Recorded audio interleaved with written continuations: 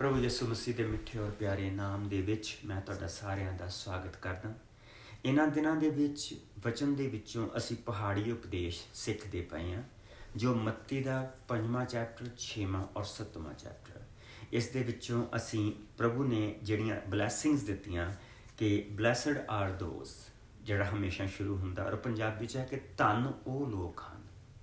और उस दे विचों असीं पिछले हफ्ते जिहड़ियां देखियां सी धन वो लोग हैं जिहड़े अपनी आत्मक लोड़ नूं जाणदे हन, वो स्वर्ग दे राज दे भागी होणगे। धन वो लोग हैं जिन्हां दे मन पवित्र हैं, वो परमेश्वर दे दर्शन करनगे। सो असीं इन्हां दोवां आयतां दे विचों दी प्रभु यसू मसीह दी दुआ और प्रभु यसू मसीह ने किस तरह सानूं व्रत रखना सिखाया, प्रभु यसू मसीह ने किस तरह सानूं सिखाया कि जिसले परमेश्वर की हजूरी दे विच जाओ असीं की कहना, असीं की नहीं कहना। लेकिन अज असीं जिहड़ियां आयतां देखांगे वो प्रभु के वचन च विच देखो, धन वो लोग हैं जिहड़े दीन हैं, वो परमेश्वर की प्रतिज्ञा अनुसार असीस प्राप्त करनगे। धन वो लोग हैं जिहड़े सच्चाई दे भुखे अते ध्याए हैं, परमेश्वर उन्हां नूं तृप्त करेगा। प्रभु यसू दे कोल असीं बहुत वखरे वखरे कारणों के करके आउने। प्रभु यसू मसीह विशाल आ, वो असीं उहदे कोल आने कि प्रभु जी साडियां दुनियावी चीज़ां सानूं दे, साडा प्रभु दिंदा। असीं आउने प्रभु जी सानूं बच्चियां दी दात दे, वो दिंदा। असीं मुसीबत च फसे हुंदे, असीं उहदे कोल आउने सानूं इस मुसीबत चों कढदा। लेकिन कई लोग प्रभु दे कोल इन्हां चीज़ां दे करके नहीं आउंदे, वो अपनी आत्मक जरूरत आत्मक भुख दे करके आउंदे, वो सच्चाई दे करके आउंदे, वो सच नूं लभ रहे हुंदे। बाकी दियां चीज़ां उन्हां नूं कोई तृप्ति नहीं दिंदियां, बाकी दियां गल्लां कोई तृप्ति नहीं दिंदियां, संसारक चीज़ां उन्हां नूं कोई मैने नहीं रखदियां। और प्रभु दे वचन च लिखिया कि धन वो लोग आ जिहड़े दीन होके प्रभु की हजूरी दे विच आउंदे आ और जिहड़े भुखे ध्याए होके उहदे कोल आउंदे आ, प्रभु उन्हां नूं तृप्त करदा। असीं 3 उदाहरणां प्रभु दे वचन दे विचों देखांगे। पहली उदाहरण असीं मत्ती दे लूका दे विचों देखांगे। लूका दा 10वां भाव उहदी 38 आयत तो, लूका दा 10वां भाव उसकी 38 आयत तो प्रभु दे वचन च इस तरह लिखिया, यसू अते उन्हां दे चेले यात्रा करके करदे करदे एक पिंड दे विच पहुंचे। उत्थे मार्था नां दी एक औरत ने यसू नूं अपने घर दे विच ठहराया। मार्था दी एक भैन सी जिसदा नाम मरियम सी। मरियम प्रभु यसू दे चरनां दे विच बैठ के उन्हां दा उपदेश सुणन लगी। पर मार्था सेवा करदे करदे घबरा गई। वो यसू दे कोल आई, उसने कहा, प्रभु जी तुहानूं मेरा फिक्र नहीं है, मेरी भैन ने सारा काम करन दे लई मैनूं इकल्ली छड्ड दित्ता है, उसनूं आखो कि वो मेरी मदद करे। प्रभु यसू ने मार्था नूं उत्तर दिता, मार्था तू बहुत सारियां चीज़ां दे लई चिंता करदी है, परेशान रहिंदी है, केवल एक ही चीज़ की लोड़ है जो उत्तम है। मरियम ने उसनूं चुन लिया है, वो उस तो खोई नहीं जाएगी। उसने प्रभु यसू मसीह की हजूरी नूं चुनिया, उसने प्रभु यसू मसीह की नज़दीकी नूं चुनिया और उसने कहा कि उद तो खोई नहीं जाऊगी। कि प्रभु नूं मार्था दा फिक्र नहीं सी? बिल्कुल फिक्र सी।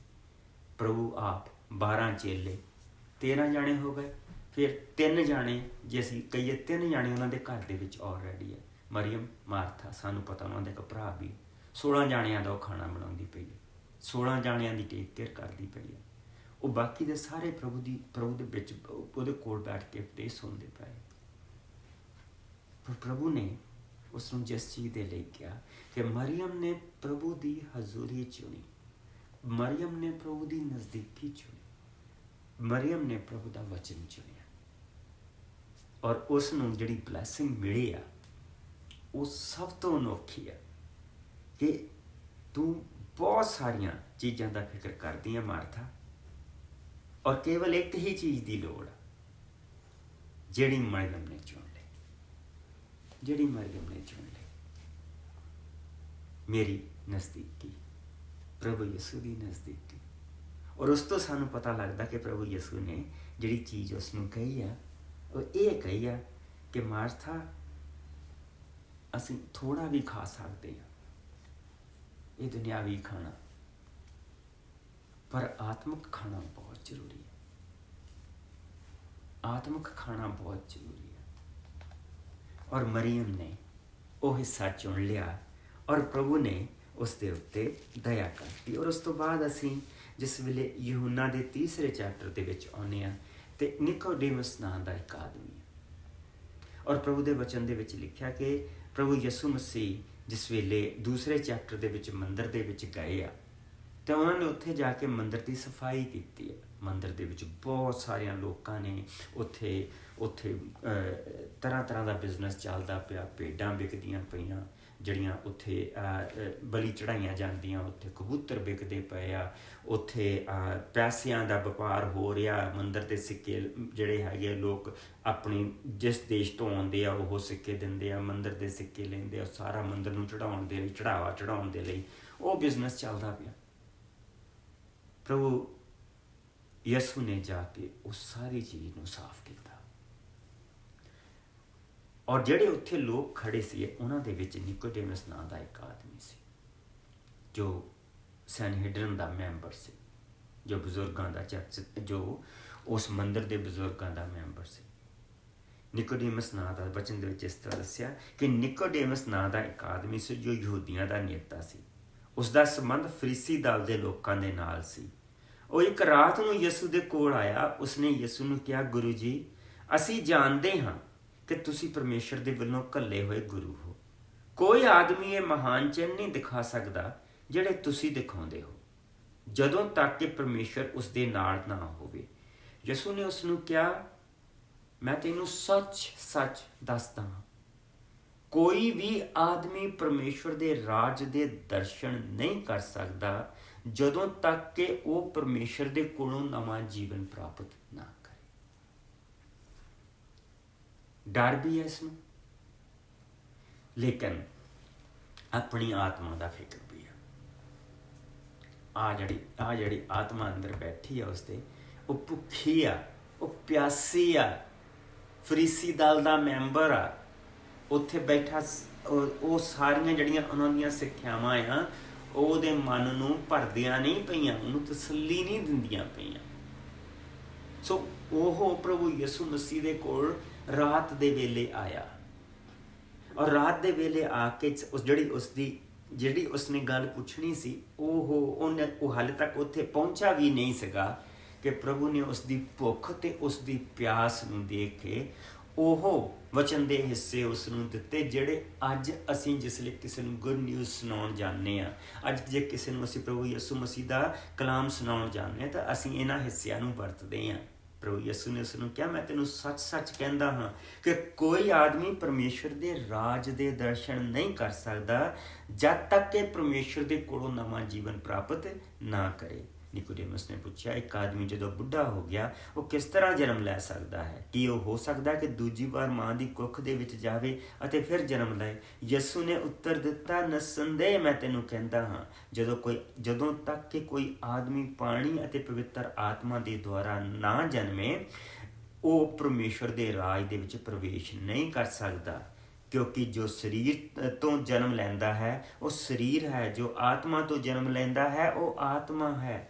ਹੈਰਾਨ ਨਾ ਹੋ ਕਿ ਮੈਂ ਤੈਨੂੰ ਕਿਹਾ ਕਿ ਤੁਹਾਨੂੰ ਪਰਮੇਸ਼ਰ ਦੇ ਕੋਲੋਂ ਨਵਾਂ ਜੀਵਨ ਪ੍ਰਾਪਤ ਕਰਨਾ ਜ਼ਰੂਰੀ ਹੈ।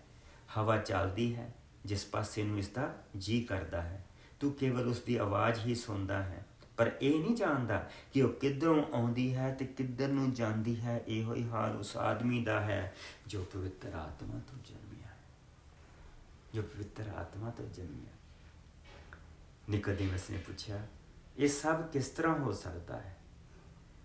ਯਿਸੂ ਨੇ ਉੱਤਰ ਦਿੱਤਾ, ਤੂੰ ਇਜ਼ਰਾਈਲ ਦਾ ਇੱਕ ਗੁਰੂ ਹੋ ਕੇ ਵੀ ਇਹ ਨਹੀਂ ਸਮਝਦਾ?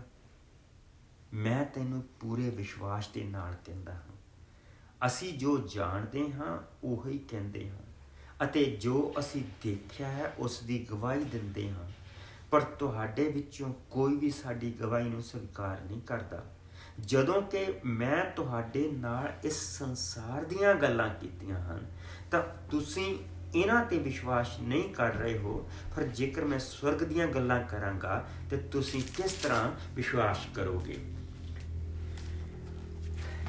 ਔਰ ਪ੍ਰਭੂ ਦੇ ਵਚਨ ਦੇ ਵਿੱਚ ਅੱਗੇ ਲਿਖਿਆ, ਕੋਈ ਸਵਰਗ ਦੇ ਉੱਤੇ ਨਹੀਂ ਚੜ੍ਹਿਆ ਸਿਵਾਏ ਮਨੁੱਖ ਦੇ ਪੁੱਤਰ ਦੇ, ਜਿਹੜਾ ਸਵਰਗ ਤੋਂ ਉਤਰਿਆ। ਨਿਕੋਡੇਮਸ ਨੇ ਪ੍ਰਭੂ ਦੇ ਕੋਲ ਰਾਤ ਦੇ ਵੇਲੇ ਆਇਆ, ਆਤਮਾ ਦੀ ਭੁੱਖ ਤੇ ਆਪਣੀ ਆਤਮਾ ਦੀ ਪਿਆਸ ਉਹਦੇ ਕੋਲ ਲੈ ਕੇ ਆਇਆ, ਔਰ ਪ੍ਰਭੂ ਨੇ ਉਸ ਨੂੰ ਵਚਨ ਦੀਆਂ ਉਹ ਚੀਜ਼ਾਂ ਦੱਸੀਆਂ, ਉਸ ਨੂੰ ਵਚਨ ਦੀਆਂ ਉਹ ਗਹਿਰਾਈਆਂ ਮਿਲੀਆਂ ਜਿਹੜੀਆਂ ਅੱਜ ਵੀ ਪੂਰੀ ਮਹਾਨਤਾ ਦੇ ਨਾਲ ਵਰਤੀਆਂ ਜਾਂਦੀਆਂ। ਕਿਹੜੀਆਂ ਚੀਜ਼ਾਂ? ਜਿਸ ਤਰ੍ਹਾਂ ਮੂਸਾ ਨੇ ਜੰਗਲ ਦੇ ਵਿੱਚ ਸੱਪ ਕਹਿਣ ਦੇ ਸੱਪ ਨੂੰ ਲੱਕੜੀ ਦੇ ਉੱਤੇ ਉੱਚਾ ਚੜਾਇਆ ਸੀ, ਉਸੇ ਤਰ੍ਹਾਂ ਮਨੁੱਖ ਦਾ ਪੁੱਤਰ ਵੀ ਜ਼ਰੂਰ ਉੱਚਾ ਕੀਤਾ ਜਾਵੇਗਾ, ਤਾਂ ਜੋ ਹਰ ਕੋਈ ਜੋ ਉਸ ਤੇ ਵਿਸ਼ਵਾਸ ਕਰੇ ਅਨੰਤ ਜੀਵਨ ਪਾਏ। ਕਿਉਂਕਿ ਪਰਮੇਸ਼ਰ ਨੇ ਸੰਸਾਰ ਦੇ ਨਾਲ ਇੰਨਾ ਪਿਆਰ ਕੀਤਾ ਕਿ ਉਸਨੇ ਆਪਣਾ ਇਕਲੌਤਾ ਪੁੱਤਰ ਦੇ ਦਿੱਤਾ, ਤਾਂ ਜੋ ਸਾਰੇ ਜਿਹੜੇ ਉਸ ਉੱਤੇ ਵਿਸ਼ਵਾਸ ਕਰਨ ਨਾਸ਼ ਨਾ ਹੋਣ, ਸਗੋਂ ਅਨੰਤ ਜੀਵਨ ਪਾਉਣ। ਪਰਮੇਸ਼ਰ ਨੇ ਆਪਣੇ ਪੁੱਤਰ ਨੂੰ ਸੰਸਾਰ ਦੇ ਵਿੱਚ ਇਸ ਲਈ ਨਹੀਂ ਘੱਲਿਆ ਕਿ ਸੰਸਾਰ ਨੂੰ ਦੰਡ ਦੇਵੇ, ਸਗੋਂ ਇਸ ਲਈ ਕਿ ਉਹ ਸੰਸਾਰ ਨੂੰ ਮੁਕਤੀ ਦੇਵੇ। ਘਰ ਜਾਣ ਦਾ ਰਸਤਾ ਲੱਭਦਾ ਪਿਆ, ਤਾਂ ਜਿਸ ਪੁੱਤਰ ਨੂੰ ਉਸਨੇ ਘੱਲਿਆ ਉਸ ਨੂੰ ਆਪਣੀ ਜ਼ਿੰਦਗੀ ਚ ਲੈ, ਉਸ ਨੂੰ ਆਪਣੀ ਜ਼ਿੰਦਗੀ ਚ ਲੈ, ਉਸ ਤੋਂ ਬਪਤਿਸਮਾ ਲੈ। ਜਿਸ ਤਰ੍ਹਾਂ ਯਹੂਨਾ ਨੇ ਕਿਹਾ ਸੀਗਾ, ਮੈਂ ਤਾਂ ਪਾਣੀ ਨਾਲ ਦਿੰਦਾ, ਪਰ ਇੱਕ ਮੇਰਾ ਜਿਹੜਾ ਪਿੱਛੇ ਖੜਾ, ਉਹ ਤੁਹਾਨੂੰ ਅੱਗ ਤੇ ਪਵਿੱਤਰ ਆਤਮਾ ਦੇ ਨਾਲ ਬਪਤਿਸਮਾ ਦੇਗਾ, ਜੋ ਤੁਹਾਨੂੰ ਪਰਮੇਸ਼ਰ ਦੇ ਬੱਚੇ ਬਣਾਏਗਾ, ਜੋ ਤੁਹਾਨੂੰ ਪਰਮੇਸ਼ਰ ਦੇ ਪੁੱਤਰ ਬਣਾਏਗਾ। ਧੰਨ ਹਨ ਉਹ ਲੋਕ ਜਿਹੜੇ ਭੁੱਖੇ ਤੇ ਪਿਆਸੇ ਆ। ਕਿ ਤੁਸੀਂ ਭੁੱਖੇ ਆ, ਪਿਆਸੇ ਆ, ਪਰਮੇਸ਼ਰ ਦੀ ਹਜ਼ੂਰੀ ਲੱਭਦੇ ਪਏ ਆ, ਜਾਂ ਇਸ ਚੀਜ਼ ਦੇ ਵਿੱਚ ਆ ਕਿ ਸਭ ਕੁਛ ਮਿਲ ਗਿਆ, ਹੁਣ ਲੋੜ ਨਹੀਂ। ਪਰਮੇਸ਼ਰ ਭੁੱਖਿਆਂ ਨੂੰ ਸਿਖਾਉਂਦਾ, ਪਰਮੇਸ਼ਰ ਪਿਆਸਿਆਂ ਨੂੰ ਆਪਣਾ ਵਚਨ ਦਿੰਦਾ। ਭੁੱਖੇ ਪਿਆਸੇ ਹੋ ਕੇ ਜਦੋਂ ਅਸੀਂ ਪ੍ਰਭੂ ਦੀ ਹਜ਼ੂਰੀ 'ਚ ਜਾਂਦੇ ਹਾਂ ਤੇ ਉਹ ਸਾਨੂੰ ਦਿੰਦਾ। ਇਸੇ ਤਰ੍ਹਾਂ ਅਸੀਂ ਪ੍ਰਭੂ ਦੇ ਵਚਨ ਦੇ ਵਿੱਚੋਂ 10ਵੇਂ ਚੈਪਟਰ ਦੇ ਵਿੱਚ ਅਸੀਂ ਦੇਖਦੇ ਹਾਂ ਕਿ ਕੈਸਰੀਆ ਦੇ ਵਿੱਚ ਕੁਰਨੇਲੀਅਸ ਨਾਂ ਦਾ, ਇਹ ਚੇਲਿਆਂ ਦਾ ਕਰਤੱਵ, ਉਹਦਾ 10ਵਾਂ ਭਾਗ। ਕੈਸਰੀਆ ਦੇ ਵਿੱਚ ਕੁਰਨੇਲੀਅਸ ਨਾਂ ਦਾ ਇੱਕ ਆਦਮੀ ਸੀ, ਉਹ ਇਤਾਲੀਆਨੀ ਪਲਟਨ ਦਾ ਕਪਤਾਨ ਸੀ। ਉਹ ਅਤੇ ਉਸਦਾ ਸਾਰਾ ਟੱਬਰ ਧਰਮੀ ਅਤੇ ਪਰਮੇਸ਼ਰ ਤੋਂ ਡਰਨ ਵਾਲਾ ਸੀ। ਉਹ ਲੋਕਾਂ ਨੂੰ ਬਹੁਤ ਦਾਨ ਪੁੰਨ ਕਰਦਾ ਅਤੇ ਨਿੱਤ ਪਰਮੇਸ਼ਰ ਅੱਗੇ ਪ੍ਰਾਰਥਨਾ ਕਰਦਾ ਸੀ। ਇੱਕ ਦਿਨ 3 ਵਜੇ ਉਸਨੂੰ ਇੱਕ ਸਪਸ਼ਟ ਦਰਸ਼ਨ ਹੋਇਆ, ਜਿਸ ਵਿੱਚ ਉਸਨੇ ਪਰਮੇਸ਼ਰ ਦੇ ਇੱਕ ਸਵਰਗ ਦੂਤ ਨੂੰ ਆਪਣੇ ਕੋਲ ਆਉਂਦਿਆਂ ਦੇਖਿਆ ਅਤੇ ਜਿਸ ਨੇ ਕਿਹਾ, ਕੁਰਨੇਲੀਅਸ। ਉਸਨੇ ਸਵਰਗਦੂਤ ਨੂੰ ਬੜੀ ਨੀਝ ਲਾ ਕੇ ਦੇਖਿਆ ਅਤੇ ਭੈਭੀਤ ਹੋ ਕੇ ਕਿਹਾ, ਪ੍ਰਭੂ ਜੀ ਇਹ ਕੀ ਹੈ? ਸਵਰਗਦੂਤ ਨੇ ਉਸ ਨੂੰ ਕਿਹਾ, ਤੇਰੀ ਪ੍ਰਾਰਥਨਾ ਅਤੇ ਤੇਰਾ ਦਾਨ ਪੁੰਨ ਪਰਮੇਸ਼ਰ ਤੱਕ ਪਹੁੰਚਿਆ ਹੈ ਅਤੇ ਪਰਮੇਸ਼ਰ ਨੇ ਤੈਨੂੰ ਯਾਦ ਕੀਤਾ ਹੈ। ਹੁਣ ਕੁਝ ਆਦਮੀਆਂ ਨੂੰ ਯਾਪਾ ਕੱਲ ਸ਼ਮਾਉਨ ਪਤਰਸ, ਜਿਸ ਦਾ ਨਾਮ ਹੈ ਉਪਨਾਮ ਹੈ, ਉਸ ਨੂੰ ਸੱਦ। ਉਹ ਸ਼ਮਾਉਨ ਚਮੜੇ ਦੇ ਕੰਮ ਕਰਨ ਵਾਲੇ ਦੇ ਕੋਲ ਠਹਿਰਿਆ ਹੋਇਆ ਹੈ, ਜਿਸ ਦੇ ਘਰ ਸਮੁੰਦਰ ਦੇ ਕੰਢੇ ਤੇ ਹੈ। ਜਦੋਂ ਉਹ ਸਵਰਗਦੂਤ ਜਿਸ ਨੇ ਉਸ ਨਾਲ ਗੱਲਾਂ ਕੀਤੀਆਂ ਸਨ ਚਲਾ ਗਿਆ, ਤਾਂ ਉਸਨੇ ਆਪਣੇ ਘਰ ਦੇ 2 ਸੇਵਕਾਂ ਤੇ ਇੱਕ ਆਗਿਆਕਾਰੀ ਸਿਪਾਹੀ ਨੂੰ, ਜੋ ਧਰਮੀ ਸੀ, ਸੱਦਿਆ ਅਤੇ ਉਹਨਾਂ ਨੂੰ ਸਭ ਕੁਝ ਸਮਝਾ ਕੇ ਯਾਪਾ ਘੱਲਿਆ। ਅਗਲੇ ਦਿਨ ਉਹ ਲੋਕੀ ਯਾਤਰਾ ਕਰਦੇ ਸ਼ਹਿਰ ਦੇ ਲਾਗੇ ਪਹੁੰਚ ਰਹੇ ਸਨ। ਲਗਭਗ ਦੁਪਹਿਰ ਦੇ ਵੇਲੇ ਪਤਰਸ ਪ੍ਰਾਰਥਨਾ ਕਰਨ ਲਈ ਛੱਤ ਤੇ ਗਿਆ। ਉਸ ਨੂੰ ਭੁੱਖ ਲੱਗੀ ਹੋਈ ਸੀ ਔਰ ਉਸਦਾ ਕੁਝ ਖਾਣ ਨੂੰ ਦਿਲ ਚਾਹਿਆ, ਪਰ ਜਦੋਂ ਉਹ ਭੋਜਨ ਅਜੇ ਤਿਆਰ ਹੀ ਹੋ ਰਿਹਾ ਸੀ ਤਾਂ ਪਤਰਸ ਅੰਤਰਲੀਨ ਹੋ ਗਿਆ। ਉਸਨੇ ਦੇਖਿਆ ਕਿ ਆਕਾਸ਼ ਖੁੱਲ ਗਿਆ ਹੈ ਅਤੇ 4 ਨੁੱਕਰਾਂ ਤੋਂ ਲਟਕ ਰਹੀ ਲੰਬੀ ਚੌੜੀ ਚਾਦਰ ਵਰਗੀ ਕੋਈ ਚੀਜ਼ ਜ਼ਮੀਨ ਤੇ ਉਤਰ ਰਹੀ ਹੈ ਅਤੇ ਉਸਦੇ ਵਿੱਚ ਸਭ ਤਰ੍ਹਾਂ ਦੇ ਰੀਂਗਣ ਵਾਲੇ ਜੰਤੂ, ਆਕਾਸ਼ ਦੇ ਪੰਛੀ ਸਨ। ਫਿਰ ਉਸ ਨੂੰ ਆਵਾਜ਼ ਆਈ ਕਿ ਪਤਰਸ ਉੱਠ, ਮਾਰ ਤੇ ਖਾ। ਪਤਰਸ ਨੇ ਉੱਤਰ ਦਿੱਤਾ, ਨਹੀਂ ਪ੍ਰਭੂ ਜੀ, ਇਹ ਨਹੀਂ ਹੋ ਸਕਦਾ, ਮੈਂ ਕਦੀ ਕੋਈ ਅਪਵਿੱਤਰ ਚੀਜ਼, ਅਸ਼ੁੱਧ ਚੀਜ਼ ਨਹੀਂ ਖਾਧੀ। ਇਸ ਤੇ ਉਸਨੂੰ ਦੂਜੀ ਵਾਰ ਆਵਾਜ਼ ਸੁਣਾਈ ਦਿੱਤੀ, ਜਿਸ ਨੂੰ ਪਰਮੇਸ਼ਰ ਨੇ ਸ਼ੁੱਧ ਠਹਿਰਾਇਆ ਹੈ, ਅਸ਼ੁੱਧ ਨਾ ਕਹਿ। 3 ਵਾਰ ਇਸੇ ਤਰ੍ਹਾਂ ਹੋਇਆ ਅਤੇ ਫਿਰ ਉਹ ਚੀਜ਼ ਆਕਾਸ਼ ਦੇ ਵਿੱਚ ਚੁੱਕ ਲਈ ਗਈ। ਪਤਰਸ ਅਜੇ ਸੁਲਝਣ ਦੇ ਵਿੱਚ ਹੀ ਸੀ ਕਿ ਜੋ ਦਰਸ਼ਨ ਹੋਇਆ ਸੀ ਉਸ ਦਾ ਕੀ ਅਰਥ ਹੈ। ਤਾਂ ਇੰਨੇ ਵਿੱਚ ਕਰਨੀਲੀਅਸ ਦੇ ਘੱਲੇ ਹੋਏ ਆਦਮੀ ਘਰ ਪੁੱਛਦੇ ਪੁੱਛਦੇ ਬੂਹੇ ਤੱਕ ਆ ਖੜੇ ਹੋਏ। ਉਹ ਉੱਚੀ ਆਵਾਜ਼ ਨਾਲ ਪੁੱਛਣ ਲੱਗੇ, ਸ਼ਮਾਉਨ ਜਿਸ ਦਾ ਉਪਨਾਮ ਪਤਰਸ ਹੈ, ਕੀ ਉਹ ਇੱਥੇ ਠਹਿਰੇ ਹੋਏ ਹਨ? ਪਤਰਸ ਅਜੇ ਉਸ ਦਰਸ਼ਨ ਦੇ ਬਾਰੇ ਸੋਚ ਹੀ ਰਿਹਾ ਸੀ ਕਿ ਪਵਿੱਤਰ ਆਤਮਾ ਨੇ ਉਸ ਨੂੰ ਕਿਹਾ, ਦੇਖ 3 ਆਦਮੀ ਤੈਨੂੰ ਲੱਭ ਰਹੇ ਹਨ, ਉੱਠ ਥੱਲੇ ਉੱਤਰ ਬੇਧੜਕ ਹੋ ਕੇ ਉਹਨਾਂ ਦੇ ਨਾਲ ਜਾ, ਕਿਉਂਕਿ ਉਹਨਾਂ ਨੂੰ ਮੈਂ ਹੀ ਘੱਲਿਆ ਹੈ। ਪਤਰਸ ਥੱਲੇ ਗਿਆ ਅਤੇ ਉਹਨਾਂ ਆਦਮੀਆਂ ਨੂੰ ਬੋਲਿਆ, ਮੈਂ ਹੀ ਹਾਂ ਜਿਸ ਨੂੰ ਤੁਸੀਂ ਲੱਭ ਰਹੇ ਹੋ। ਤੁਸੀਂ ਕਿਸ ਕਾਰਨ ਆਏ ਹੋ? ਉਹਨਾਂ ਨੇ ਉੱਤਰ ਦਿੱਤਾ, ਕਪਤਾਨ ਕੁਰਨੀਲੀਅਸ ਨੇ ਸਾਨੂੰ ਘੱਲਿਆ ਹੈ। ਉਹ ਇੱਕ ਧਰਮੀ ਅਤੇ ਪਰਮੇਸ਼ਵਰ ਤੋਂ ਡਰਨ ਵਾਲਾ ਆਦਮੀ ਹੈ। ਉਸ ਨੂੰ ਸਾਰੀ ਯਹੂਦੀ ਕੌਮ ਮੰਨਦੀ ਹੈ। ਉਸ ਨੂੰ ਪਵਿੱਤਰ ਸਵਰਗਦੂਤ ਦੇ ਰਾਹੀਂ ਆਗਿਆ ਮਿਲੀ ਹੈ ਕਿ ਤੁਹਾਨੂੰ ਆਪਣੇ ਘਰ ਸੱਦ ਕੇ ਉਪਦੇਸ਼ ਸੁਣੇ। ਤਦ ਪਤਰਸ ਨੇ ਉਹਨਾਂ ਆਦਮੀਆਂ ਨੂੰ ਅੰਦਰ ਲੈ ਗਿਆ, ਆਓ ਭਗਤ ਕੀਤੀ। ਅਗਲੇ ਦਿਨ ਉਹ ਉੱਠਿਆ ਅਤੇ ਉਹਨਾਂ ਦੇ ਨਾਲ ਗਿਆ। ਕੁਝ ਭਰਾ ਯਾਪਾ ਤੋਂ ਵੀ ਉਹਨਾਂ ਦੇ ਨਾਲ ਗਏ। ਦੂਜੇ ਦਿਨ ਉਹ ਕੈਸਰੀਆ ਪਹੁੰਚ ਗਿਆ। ਕੁਰਨੀਲੀਅਸ ਉਹਨਾਂ ਦੀ ਉਡੀਕ ਕਰ ਰਿਹਾ ਸੀ। ਉਸਨੇ ਆਪਣੇ ਸਾਕ ਸੰਬੰਧੀਆਂ ਨੇੜੇ ਦੇ ਮਿੱਤਰਾਂ ਨੂੰ ਇਕੱਠੇ ਕਰਕੇ ਸੱਦਿਆ ਹੋਇਆ ਸੀ। ਜਦੋਂ ਪਤਰਸ ਅੰਦਰ ਗਿਆ ਤੇ ਕੁਰਨੀਲੀਅਸ ਉਸ ਨੂੰ ਮਿਲਿਆ ਅਤੇ ਪਤਰਸ ਦੇ ਚਰਨੀ ਡੇਗ ਕੇ ਪ੍ਰਣਾਮ ਕੀਤਾ। ਪਤਰਸ ਨੇ ਉਸ ਨੂੰ ਉਠਾਇਆ, ਕਿਹਾ, ਉੱਠ, ਮੈਂ ਤਾਂ ਆਦਮੀ ਹੀ ਹਾਂ। ਪਰ ਫਿਰ ਕੁਰਨੀਲੀਅਸ ਨੇ ਨਾਲ ਗੱਲਾਂ ਕਰਦਾ ਹੋਇਆ ਉਹ ਅੰਦਰ ਆਇਆ ਤੇ ਬਹੁਤ ਸਾਰੇ ਲੋਕਾਂ ਨੂੰ ਇਕੱਠੇ ਹੋਏ ਦੇਖਿਆ। ਪਤਰਸ ਨੇ ਉਹਨਾਂ ਨੂੰ ਕਿਹਾ, ਤੁਸੀਂ ਆਪ ਜਾਣਦੇ ਹੋ ਕਿ ਮੈਂ ਇੱਕ ਯਹੂਦੀ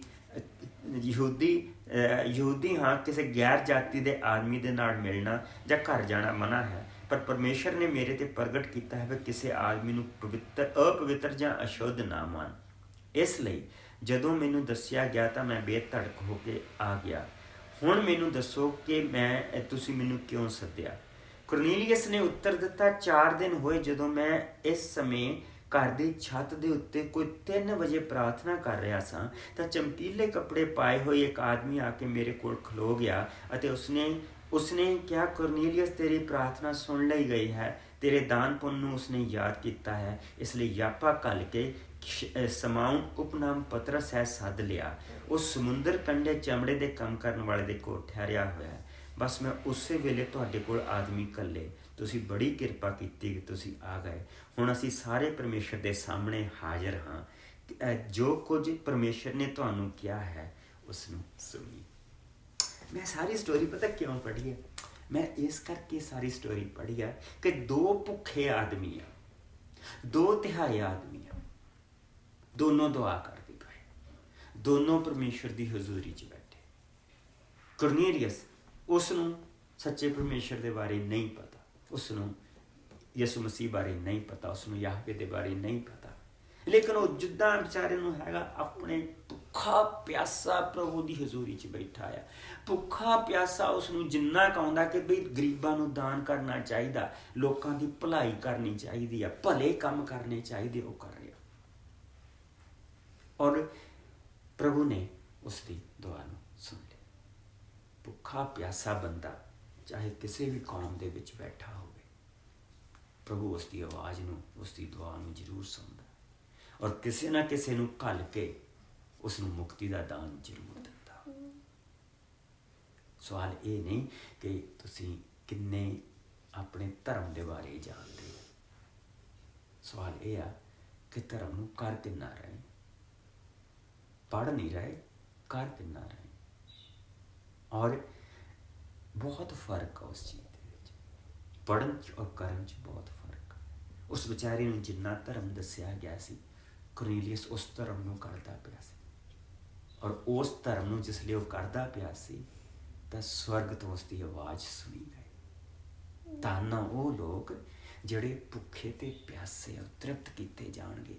ਪ੍ਰਭੂ ਨੇ ਉਸ ਨੂੰ, ਉਸ ਦੀ ਆਵਾਜ਼ ਨੂੰ, ਉਸ ਦੀ ਬੇਨਤੀ ਨੂੰ ਸੁਣਿਆ ਔਰ ਉਸ ਨੂੰ ਤ੍ਰਿਪਤ ਕਰਨ ਦੇ ਲਈ ਪਤਰਸ ਨੂੰ ਉਹਦੇ ਘਰ ਤੱਕ ਘੱਲ ਦਿੱਤਾ। ਔਰ ਵਚਨ ਦੇ ਵਿੱਚ ਪਤਰਸ ਨੇ 34 ਆਇਤ ਤੋਂ ਲੈ ਕੇ 43 ਆਇਤ ਤੱਕ ਉਹਨਾਂ ਨੂੰ ਪ੍ਰਭੂ ਦਾ ਵਚਨ ਸੁਣਾਇਆ, ਉਹਨਾਂ ਨੂੰ ਮੁਕਤੀ ਦਾ ਰਸਤਾ ਸੁਣਾਇਆ। ਔਰ ਇਹ ਤੁਸੀਂ ਚੇਲਿਆਂ ਦੇ ਕਰਤੱਵ 10ਵਾਂ ਭਾਵ 34 ਤੋਂ ਲੈ ਕੇ 43 ਤੱਕ ਤੁਸੀਂ ਆਪ ਪੜ੍ਹ ਸਕਦੇ ਹੋ। ਲੇਕਿਨ ਹਾਲੇ ਤੱਕ ਉਹ ਸ਼ੁਭ ਸਮਾਚਾਰ ਸੁਣਾ ਹੀ ਰਿਹਾ ਸੀ ਪ੍ਰਭੂ ਯਿਸੂ ਮਸੀਹ ਦੇ ਆਉਣ ਦੇ ਲਈ, ਪ੍ਰਭੂ ਯਿਸੂ ਮਸੀਹ ਦਾ ਸਲੀਬ ਤੇ ਚੜਾਇਆ ਜਾਣਾ, ਪ੍ਰਭੂ ਯਿਸੂ ਮਸੀਹ ਦਾ ਮੁਰਦਿਆਂ ਦੇ ਵਿੱਚੋਂ ਜੀ ਉੱਠਣਾ ਔਰ ਪ੍ਰਭੂ ਯਿਸੂ ਮਸੀਹ ਦਾ ਜਿਉਂਦਾ ਉਠਾ ਲਿਆ ਜਾਣਾ। ਔਰ ਹਾਲੇ ਤੱਕ ਉਹ ਇਹਨਾਂ ਚੀਜ਼ਾਂ ਤੱਕ ਪਹੁੰਚਿਆ ਹੀ ਸੀ ਤੇ ਪ੍ਰਭੂ ਨੇ ਉਹਨਾਂ ਦੇ ਉੱਤੇ ਕਿਰਪਾ ਕਰ ਦਿੱਤੀ। ਕਿੱਦਾਂ ਕਿਰਪਾ ਕੀਤੀ? ਪਤਰਸ 44 ਆਇਤ 'ਚ ਲਿਖਿਆ, ਪਤਰਸ ਅਜੇ ਬੋਲ ਹੀ ਰਿਹਾ ਸੀ ਕਿ ਉਹਨਾਂ ਸਾਰਿਆਂ ਤੇ ਜੋ ਵਚਨ ਸੁਣ ਰਹੇ ਸੀ ਪਵਿੱਤਰ ਆਤਮਾ ਉਤਰ ਆਇਆ। ਯਹੂਦੀ ਵਿਸ਼ਵਾਸੀ ਜਿਹੜੇ ਯਾਪਾ ਤੋਂ ਪਤਰਸ ਦੇ ਨਾਲ ਆਏ ਸੀ ਹੈਰਾਨ ਰਹਿ ਗਏ ਕਿ ਪਵਿੱਤਰ ਆਤਮਾ ਦਾ ਵਰਦਾਨ ਦੂਜੀਆਂ ਜਾਤੀਆਂ ਨੂੰ ਵੀ ਦਿੱਤਾ ਗਿਆ ਹੈ। ਉਹਨਾਂ ਨੇ ਉਹਨਾਂ ਲੋਕਾਂ ਨੂੰ ਬੋਲੀਆਂ ਬੋਲਦੇ ਤੇ ਪਰਮੇਸ਼ਰ ਦੀ ਵਡਿਆਈ ਕਰਦੇ ਸੁਣਿਆ। ਇਸ ਤੇ ਪਤਰਸ ਨੇ ਪੁੱਛਿਆ, ਜਿਨ੍ਹਾਂ ਲੋਕਾਂ ਨੇ ਸਾਡੇ ਵਾਂਗੂ ਹੀ ਪਵਿੱਤਰ ਆਤਮਾ ਪ੍ਰਾਪਤ ਕੀਤੀ ਹੈ, ਕੀ ਉਹਨਾਂ ਦੇ ਲਈ ਕੋਈ ਬਪਤਿਸਮੇ ਦੇ ਪਾਣੀ ਨੂੰ ਰੋਕ ਸਕਦਾ ਹੈ? ਇਸੇ ਲਈ ਪਤਰਸ ਨੇ ਉਹਨਾਂ ਨੂੰ ਆਗਿਆ ਦਿੱਤੀ ਕਿ ਉਹ ਯਿਸੂ ਮਸੀਹ ਦੇ ਨਾਂ 'ਤੇ ਬਪਤਿਸਮਾ ਲੈਣ। ਫਿਰ ਉਹਨਾਂ ਨੇ ਪਤਰਸ ਅੱਗੇ ਬੇਨਤੀ ਕੀਤੀ ਕਿ ਕੁਝ ਦਿਨਾਂ ਤੱਕ ਉਹ ਠਹਿਰਨ ਤੇ ਉਹਨਾਂ ਦੇ ਨਾਲ ਰਹਿਣ। ਕਿੰਨਾ ਪਿਆਰਾ ਸਾਡਾ ਪ੍ਰਭੂ ਆ। ਉਸਨੇ ਕਿਹਾ, ਪਹਾੜੀ ਉਪਦੇਸ਼ ਦੇ ਵਿੱਚ ਕਿਹਾ ਕਿ ਧੰਨ ਉਹ ਲੋਕ ਆ ਜਿਹੜੇ ਮਨ ਦੇ ਦੀਨ ਆ, ਧੰਨ ਉਹ ਲੋਕ ਆ ਜਿਹੜੇ ਭੁੱਖੇ ਤੇ ਪਿਆਸੇ ਆ। ਕੁਰਨੀਲੀਅਸ ਭੁੱਖਾ ਤੇ ਪਿਆਸਾ ਸੀ ਔਰ ਪ੍ਰਭੂ ਤੋਂ ਆ ਕੇ ਵੱਡੀ ਮੁਕਤੀ ਦਾ ਸੰਦੇਸ਼ ਲੈ ਕੇ ਗਿਆ। ਜੌਨ 3:16 ਜਿਹੜਾ ਅਸੀਂ ਬੋਲਦੇ ਹਾਂ, ਅਸੀਂ ਸੁਣਾਉਂਦੇ ਹਾਂ, ਜਗ੍ਹਾ ਜਗ੍ਹਾ ਤੇ ਲਿਖਿਆ ਆ, ਉਹ ਨਿਕੋਡੀਮਸ ਨੂੰ ਦੱਸਿਆ ਗਿਆ ਸੀ।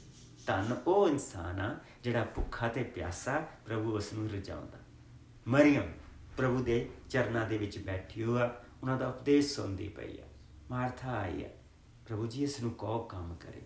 ਕਹਿੰਦੇ ਇੱਕੋ ਹੀ ਕੰਮ ਜ਼ਰੂਰੀ ਆ, ਇੱਕੋ ਹੀ ਕੰਮ ਜ਼ਰੂਰੀ ਆ। ਮੈਂ ਤਾਂ 3 ਨਹੀਂ 3.5 ਸਾਲ ਹੋਰ ਤੁਹਾਡੇ ਨਾਲ ਆ, ਮੈਂ ਤਾਂ ਚਲਿਆ ਜਾਣਾ, ਪਰ ਇਹਨੇ ਬੈਸਟ ਚੁਣ ਲਿਆ। ਇਹਨੇ ਪ੍ਰਭੂ ਦੀ ਜਿਹੜੀ ਹਜ਼ੂਰੀ ਚੁਣ ਲਈ ਆ, ਇਹਨੇ ਬੈਸਟ ਚੁਣ ਲਿਆ। ਇਹ ਨਹੀਂ ਇਹ ਤੋਂ ਖੋਇਆ ਜਾਣਾ, ਇਹ ਨਹੀਂ ਇਹ ਤੋਂ ਖੋਇਆ ਜਾਣਾ।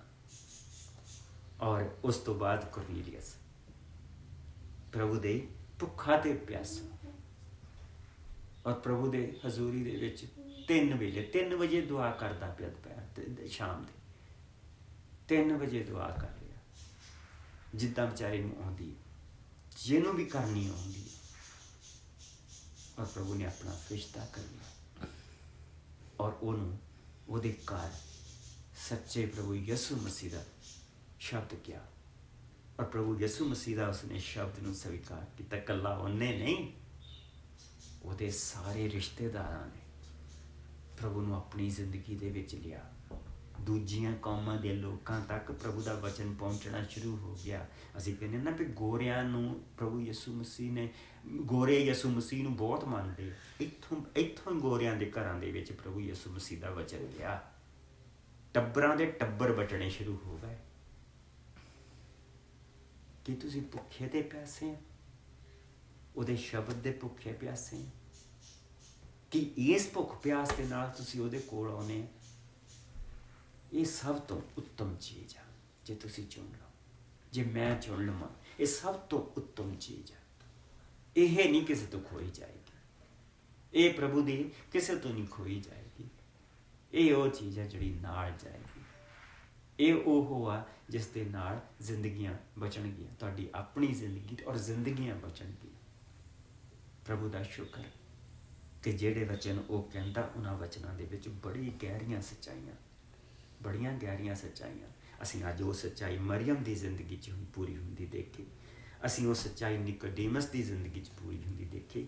ਅਸੀਂ ਉਹ ਸੱਚਾਈ ਪੂਰੇ ਦਾ ਪੂਰਾ ਘਰਾਨਾ, ਮਿੱਤਰ, ਉਹਦੇ ਰਿਸ਼ਤੇਦਾਰ, ਕੁਰਨੀਲੀਅਸ ਦੇ ਰਿਸ਼ਤੇਦਾਰ, ਕੁਰਨੀਲੀਅਸ ਦੇ ਮਿੱਤਰ, ਕੁਰਨੀਲੀਅਸ ਦਾ ਆਪਣਾ ਟੱਬਰ, ਉਹਨਾਂ ਦੀ ਜ਼ਿੰਦਗੀ ਦੇ ਵਿੱਚ ਪੂਰਾ ਹੁੰਦਾ ਦੇਖਿਆ। ਧੰਨ ਉਹ ਲੋਕ ਜਿਹੜੇ ਭੁੱਖੇ ਤੇ ਪਿਆਸੇ ਆ, ਜਿਹੜੇ ਸੱਚਾਈ ਦੇ ਭੁੱਖੇ ਤੇ ਪਿਆਸੇ ਆ। ਪ੍ਰਭੂ ਉਹਨਾਂ ਨੂੰ ਤ੍ਰਿਪਤ ਕਰੇਗਾ। ਆਓ ਤੁਹਾਡੇ ਪ੍ਰਭੂ ਜੀ, ਤੇਰਾ ਬਹੁਤ ਸ਼ੁਕਰ ਕਰਦੇ ਇਸ ਵਚਨ ਦੇ ਲਈ। ਸੱਚਮੁੱਚ ਸਾਨੂੰ ਇਹ ਭੁੱਖ ਤੇ ਪਿਆਸ ਦੇ ਕਿ ਅਸੀਂ ਇਸੇ ਹੀ ਭੁੱਖ ਤੇ ਪਿਆਸ ਦੇ ਨਾਲ ਤੇਰੇ ਕੋਲ ਜਾਈਏ, ਤੇਰੀ ਭੁੱਖ ਪਿਆਸ ਰੱਖੀਏ। ਤੇਰਾ ਸ਼ੁਕਰ ਆ ਕਿ ਬਾਕੀ ਦੀਆਂ ਚੀਜ਼ਾਂ ਤੂੰ ਸਾਡੇ ਮੰਗਣ ਤੋਂ ਪਹਿਲਾਂ ਹੀ ਜਾਣਦਾ ਔਰ ਤੂੰ ਸਾਨੂੰ ਦਿੰਦਾ।